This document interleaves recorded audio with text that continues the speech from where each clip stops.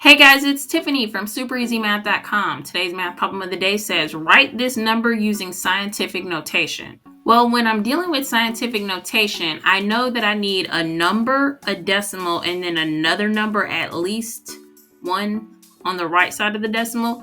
Then it's going to be times 10 to some power. Let's say like 15.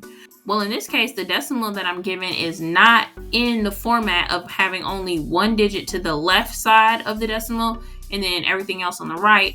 So what I need to do is put it in that format. So I'm going to start by moving my decimal to that position. So I'm going to take it and I go 1, 2, 3, 4, 5, 6, 7, 8, 9. I have to count because I need to know how many spaces I'm moving my decimal. So this portion of this scenario will come from this part of the problem. So the 6.29 is referring to this, and then we're going to multiply it by 10. The 10 always remains the same, but the exponent of 10 changes.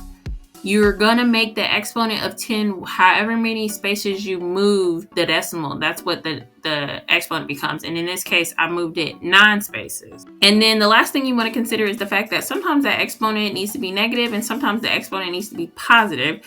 And whether it's negative or positive is determined by what your number ends up being. So the number we were given, we can see, is a very small number because we have a decimal here and then a whole bunch of zeros and then like some digits at the end. So that's a very small number, so it's going to be negative. Now, if you remember, exponents make things very large. So if the number was the opposite way, like let's say 629 with a lot of zeros afterward, then my exponent would be a positive. And this was just a made up scenario. So the number of zeros I have right there may not be correct. So the answer to this example is 6.29 times 10 to the negative 9th power. That's how you would write that number in scientific notation. Here's tomorrow's math problem of the day. See if you can solve it before I do, but don't forget to head over to supereasymath.com where you can get a live math tutor who can help you with all of your math